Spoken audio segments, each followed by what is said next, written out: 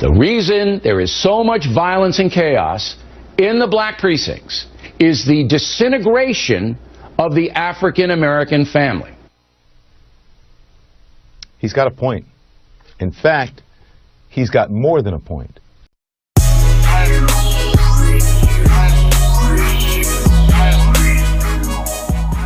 Alright, so hi guys, welcome back to the second half of the video. I'm going to read a comment that we got maybe a few weeks ago. I think it was like a few weeks ago.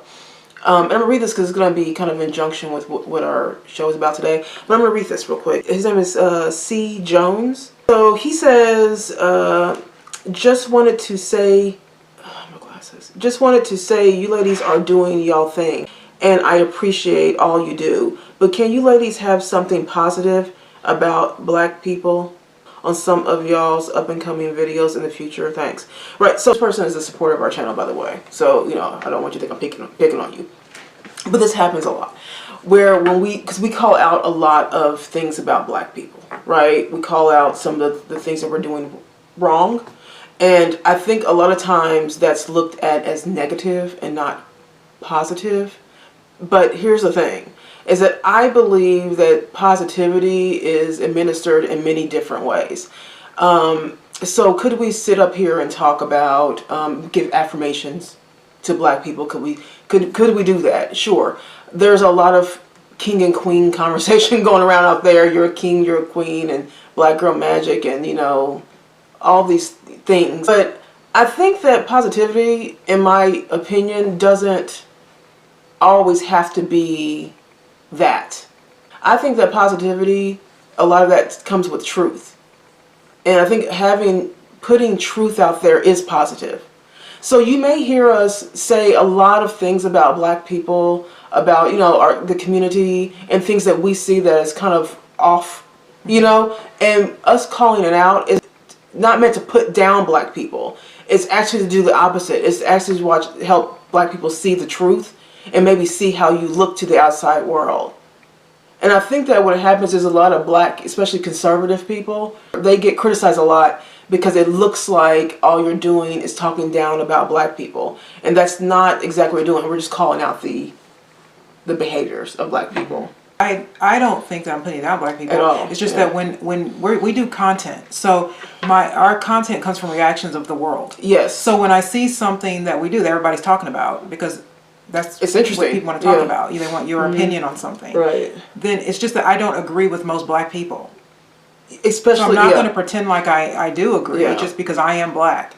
You know what I mean? I don't like calling people queens and kings. I don't think affirming us all the time is healthy. You know, I don't think that. I don't believe in reparations. I mean, there are things I'm not into, and unfortunately most black people are. And so, you know, this is just to me it's more just a perspective. It's not really a put down, it's more just a perspective of another black person's perspective. So it's just like,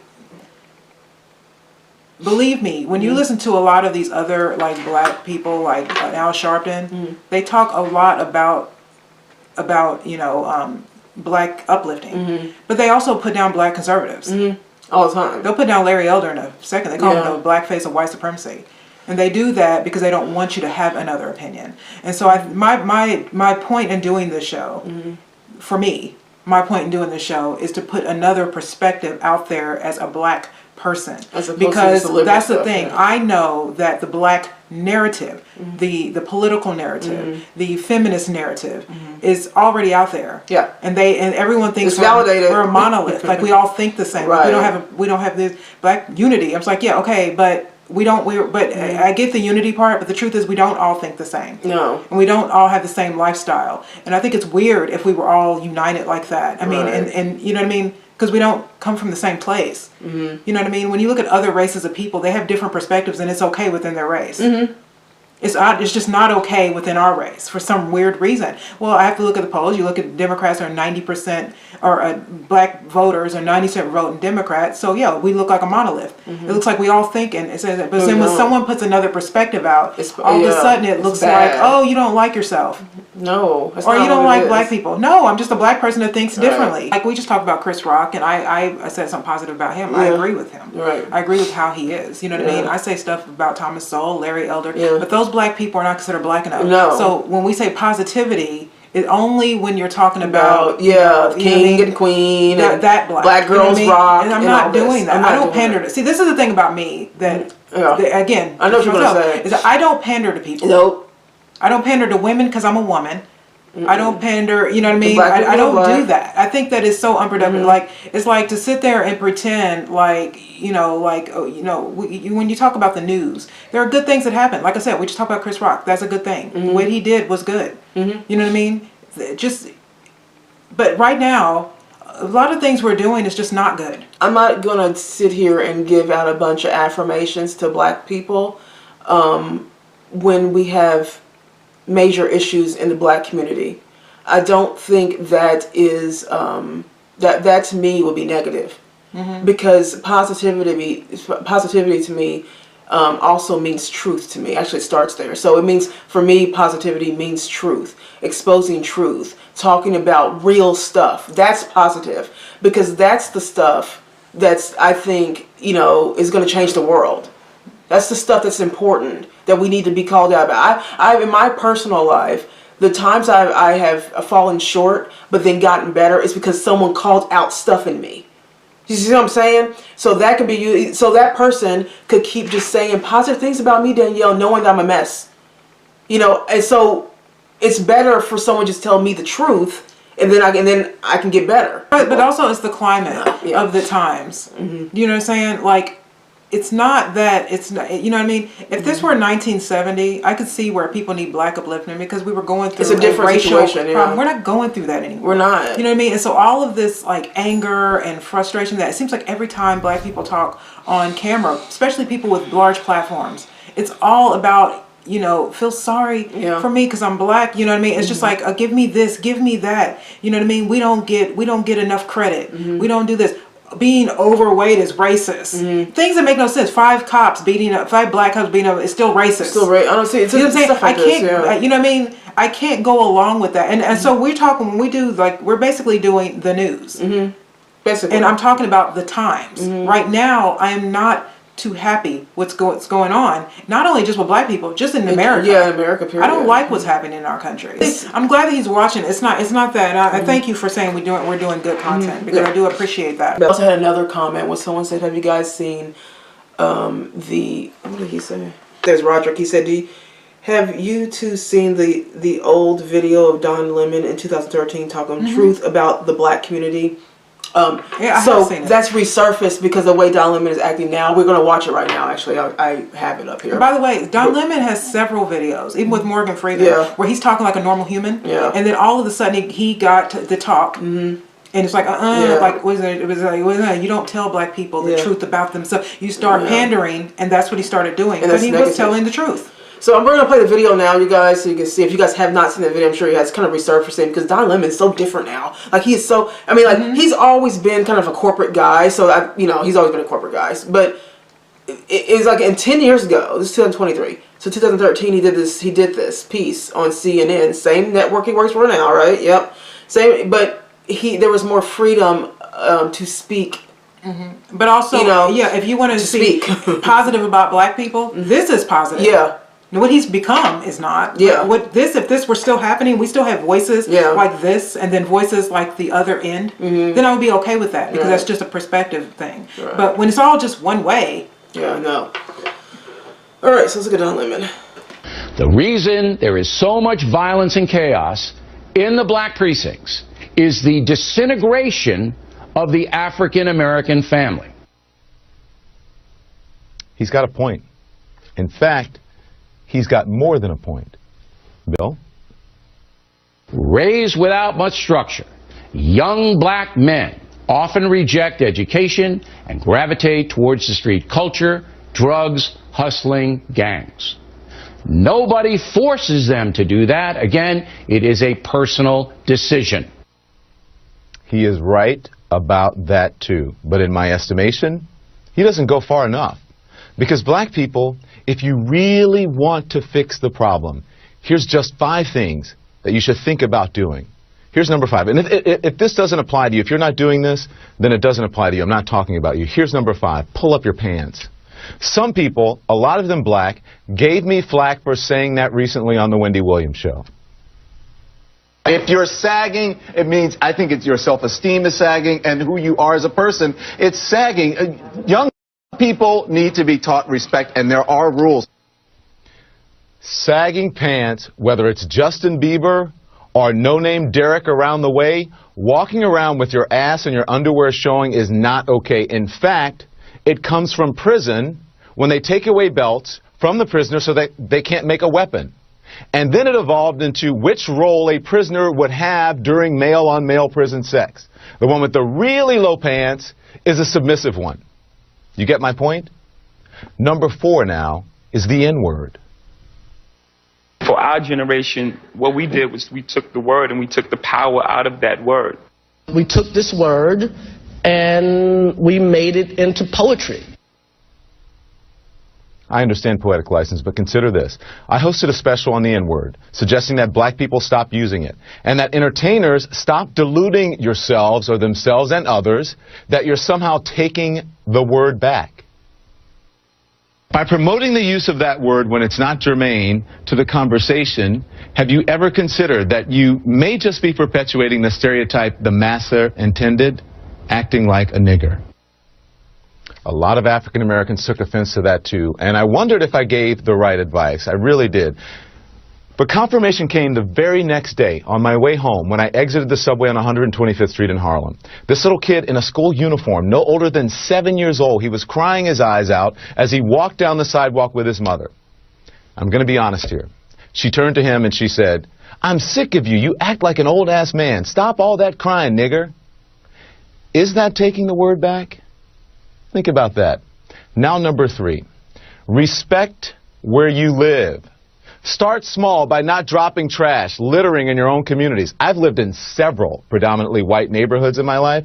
I rarely, if ever, witness people littering. I live in Harlem now. It's an historically black neighborhood. Every single day I see adults and children dropping their trash on the ground when a garbage can is just feet away. Just being honest here. Number 2, finish school. You want to break the cycle of poverty? Stop telling kids they're acting white because they go to school or they speak proper English. A high school dropout makes on average $19,000 a year. A high school graduate makes $28,000 a year. A college graduate makes $51,000 a year. Over the course of a career, a college grad will make nearly $1 million more than a high school graduate. That's a lot of money. And number 1, and probably the most important, just because you can have a baby, it doesn't mean you should, especially without planning for one or getting married first. More than 72% of children in the African American community are born out of wedlock. That means absent fathers. And the studies show that lack of a male role model is an express train right to prison. And the cycle continues. So please, black folks, as I said, if this doesn't apply to you, I'm not talking to you. Pay attention to and think about what has been presented in recent history as acceptable behavior. Pay close attention to the hip-hop and rap culture that many of you embrace, a culture that glorifies everything I just mentioned, thug and reprehensible behavior, a culture that is making a lot of people rich, just not you. And it's not going to. So that was when the news was a little bit more willing to tell the truth. You know what I mean? I think Jason Whitlock did a video the other day where he talked about Phil Donahue, and he said we are afraid to have real conversations. And when you used to watch Phil Donahue, and even early Oprah shows, he had David Duke on his show, he had Louis Farrakhan on his show, Khalid Muhammad on his show, and these were controversial figures that they would never have on regular news stations anymore, even talk shows, because they're too controversial and we're too emotional. We can't take another opinion. We're a protected class now. Yeah. So that means that we're coddled, and you only affirm us only affirm us only say positive things only. And so when you have someone like, you know, Don here saying, with the truth, with honestly, those 5 things, man, those 5 things are so on point. You know what I mean? And not everybody's raised the same way. I understand that. But there comes a point in time where you become an adult, you have to behave like an adult. Because the world doesn't owe you anything, number one. And so when you get older and you start not getting jobs, people don't respect you, you can't speak right, all these things, you're not going to get anywhere in life. And you're going to find that out very soon. You know, so for him to bring all this stuff up, it's very, I mean, even like the sagging pants, when I see guys with their pants sagging like that, it's just a horrible, the look of it all just looks, like he said, like their whole life is sagging. Yeah. Like their whole, and I'll be honest with you, the people I see dressed like that and wearing their pants like that, they always look sad and depressed. I watched a video, a short, the other day of Kevin Samuels, who I haven't seen in a while because he's been gone. You know what I mean? But someone came up and he was talking about dreadlocks, and he was talking to men about how they need to let their dreadlocks go in corporate America.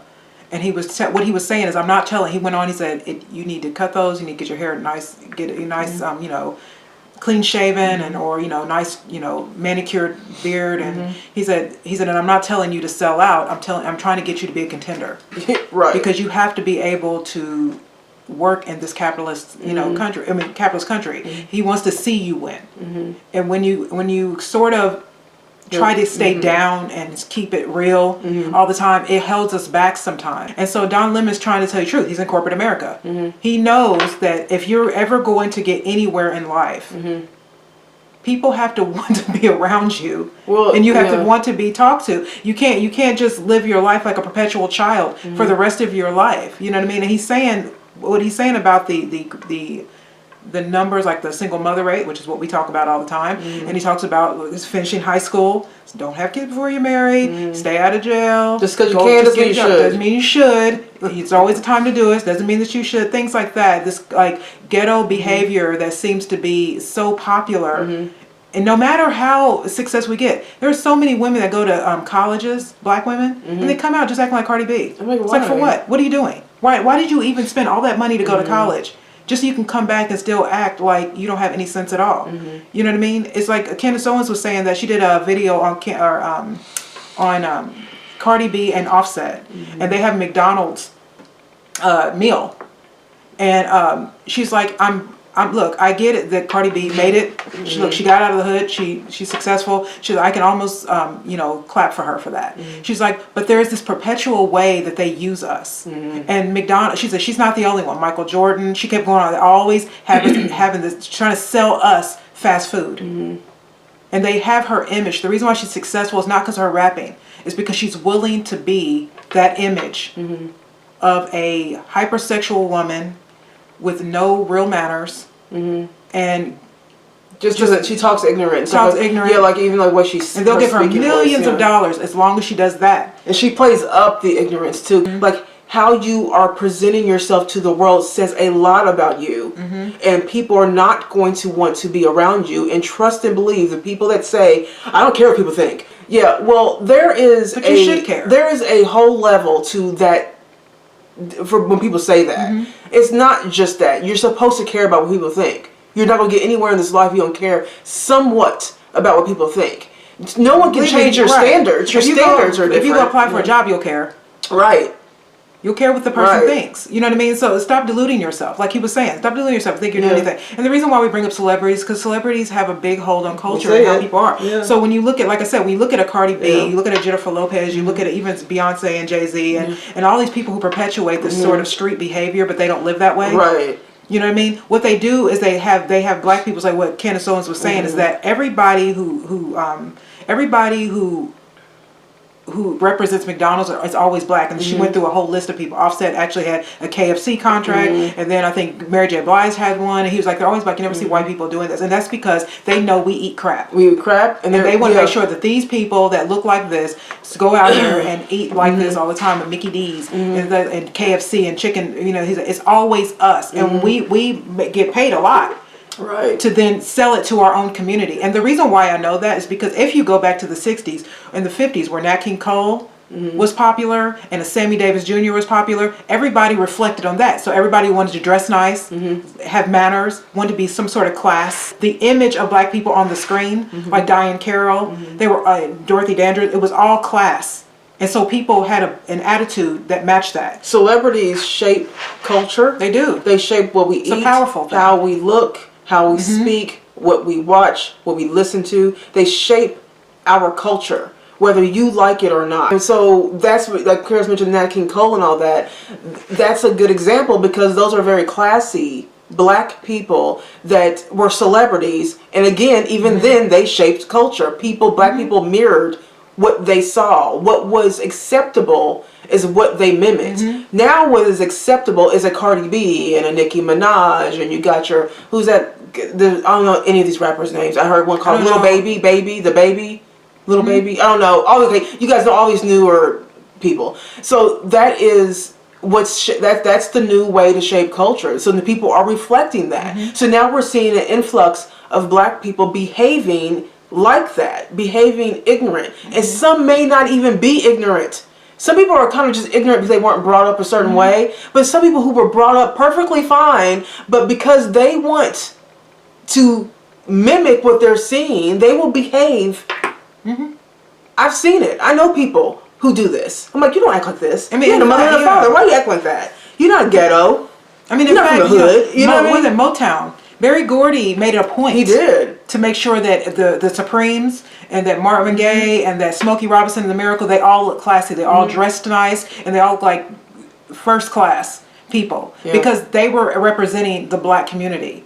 And he was the first, like, really, record producer that had all black, and they were all famous. And they went to etiquette school. He had them had etiquette classes for all of the Motown people. Basically, charm school for them because he wanted them to present. Because a lot of them did come out of the ghetto, and he wanted them to present well. Yeah, and it worked.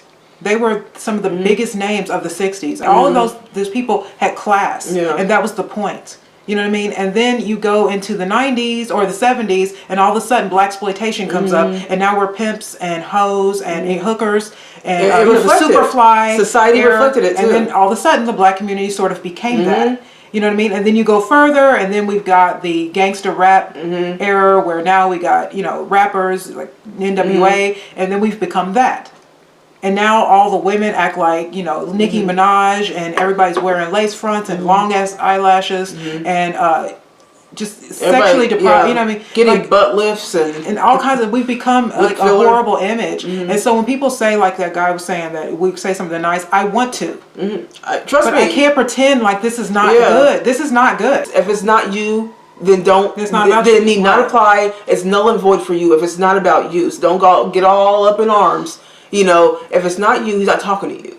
But he probably did help some young black, probably men especially, some young black men and women out here that were acting crazy and walk around look like this. Even when he brought up the littering. You know what I mean? Like, this is a very accurate thing. Kara and I'm sure we told you guys this before, but Kara and I used to live in New York City. We actually lived in Harlem. We lived in Harlem, East Harlem, for the whole 10 years that we were in New York. I'm telling you, it was always riddled with, like, debris, like Don was saying. Like debris, there's all litter bugs all over the place. Just not keeping the community up. Right now, right before Kara and I were leaving New York, the East Harlem became an up and coming. It was considered an up and coming area. So when we started seeing the Starbucks come in, y'all already know. When you started seeing the Starbucks come in and all these other Dunkin' Donuts and stuff like that started coming in, I was like, uh-oh, let me start Target. I'm like, oh boy, you know what I mean? Like, and so we know what that means. That means a different type of person's coming in. All of a sudden, the area is, no, I'm not trying to be funny, but it was white. It was like white people were coming in. Right now, all of a sudden, we were, for our own two eyes, it's got cleaned up. It was clean every day, riding the bikes, everybody being normal black people were there. You know what I mean? Like, everything was just so clean.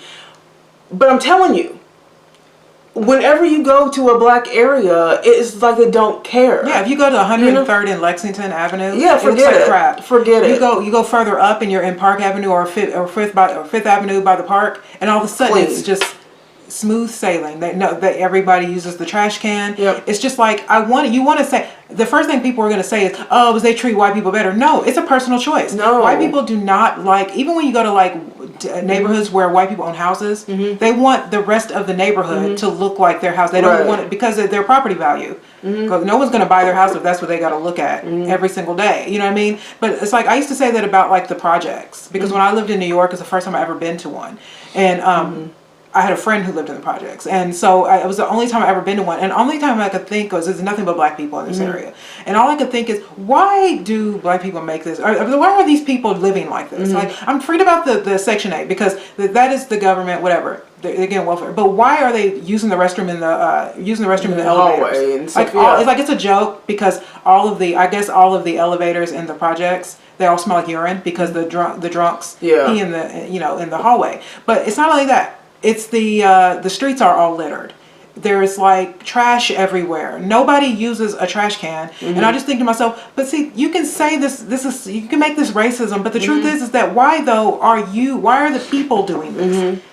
Because if you got free housing or whatever, you know what I mean, you have to be a mess. So it's a personal problem, right? When we were little, we were latchkey kids, and we didn't live in the best. We had to clean the house. Like we could not. My mother better not come home and see that messy house. No, my mother was it. clean. We had to make sure because she would get home from work, and if she came home and there was just stuff all over the, you know what I mean. I don't care what it is, she would be upset. Because you're supposed to clean up. Yeah. You can't have a messy room. We're not allowed to have that. You know what I mean? You have to dress up when you leave your house. Yeah. You cannot just you can't just jump out of bed, put on some slippers, put on some sleepwear and walk to or go to Walmart. That's unacceptable. And let my mother catch us like littering or something like that. Oh my God. No. I do think it is how you're raised. Because I think a lot of people are raised in filth and they're not taught, to be cleanly, and so I know that is a form of depression on the parents' part. No, I really wish that he wasn't right about all these 5 points that he made. I do. Because you don't want to hear about your own people, right? But it's just important for him to say it. Because who else should say it? So Bill O'Reilly said it in a way, right?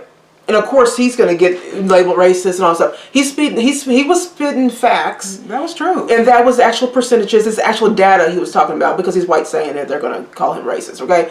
But what do you say now when a black man says it? He's a sellout. And, So now he's a sellout. Don Lemon even talked about the fact that wearing your pants down makes you, was a gay thing in the prisons. He's gay. He's gay. And he was willing to even say that. Yeah. You know what I mean? It's just like, sometimes you just have to, tell the truth. But he got dragged over that. Yeah. And some black celebrities kind of got annoyed with him. Like, but y'all don't live in black neighborhoods. All of you black celebrities live in mostly predominantly white neighborhoods. And you know for sure that you would not be able to live in those neighborhoods if you allowed yourself to live in any other part of black neighborhood. Even there was that movie Uncle Tom. There is a part in the Uncle Tom where they talk about historically black neighborhoods where all, in the 60s and the 50s where it was mostly, it was just a black neighborhood. Yeah. And then they showed like old footage of these homes, and they're beautiful. Oh my God. They're cute little homes. Black neighborhoods. Cute little 2-3 bedroom homes, or you know what I mean? And they had little picket fences, and And then the way they looked. They looked nice. The men were in hats and jackets, and the ladies were just ladies. You know what I mean? But the grass was cut. There was no trash in the ground. They show those same neighborhoods that are still black neighborhoods. Morphed it over to now. And it looks like war. It makes me sad, actually. And it makes me sad because you can tell that something happened during the civil rights era that really changed us. But the thing is, I'm not even saying that there was anything wrong with the civil rights as far as us integrating. I'm not saying that. I mean, there are some positive things with that. I'm not saying that nothing happened good in that era. But what I'm saying is definitely after, That's when it happened, though. That act was signed. Yeah. All of a sudden, it's like our culture became black pride. Yeah. And then all of a sudden we were pumping our fist in the air. And then not only that, the TV show started to reflect that, the music started to reflect that, and we became more angry. I mean, I think even in that documentary, they said that if you look at a lot of there was a black photographer that had been taking pictures of the black community for a really long time. And he said, you can almost see our faces change from happy to almost all the pictures. When you look at a black person, we all look angry. It's true. You could see it morph into that. And he was just like, and then you could see the neighborhoods more. And I think it just makes me sad because what Don Lemon is saying is something that if this were 60 years ago, all black people would be saying. If we don't start taking responsibility and accountability for our part in our own community's problems, we're never going to be able to solve the actual problem. It's no longer like a small percentage of black people acting that way. It's a very large percentage. You know, even when I'm at working, right, and someone comes in, you know, at my first thing is I greet everyone. You're going to come in here and you're going to pay your money. I don't care who you are, what you look like. You deserve to have some good customer service. I always say, hello, how are you doing? You know, how's your day or whatever. Do you know that every time someone that is not black, not white, not all the time, it's like just not black, all say very engaging, at least a hello, a smile, or whatever, and they move on. I would say probably 99% of the time I say hello to a black person that walks in, they say nothing. They say nothing. And a lot of times they'll roll their eyes. Now, am I basing that off of the entire world of black people? Absolutely not. I know there's nice black people out there, obviously. I do know that. But that's something very interesting to me I see on a daily basis. And I'm like, why? What's the anger? We have this kind of sadness. Tell us what you think about Don. You know, have you guys seen that clip? I know it's resurfacing. He's changed so much. So now all he does is talk about racist cops. Yeah. And then now he's gotten booed off. They done really booed him off that. Right. So it's a whole situation. See what happens when you conform to idiocy? It's not even worth it. Yeah. It's not worth it. But yeah, let's what you think about what he had to say. Do you disagree with some of his points? Some of those 5 things that he said. Do you disagree with any of the 5 things? You know, just kind of curious to hear what you guys think about that. Yes, leave some comments below. We'd love to hear your thoughts. If you enjoy our content, please hit the like button and definitely hit the bell so you can get notifications of our future videos. And that's it, you guys. Thank you guys for watching, and we will see you guys next week.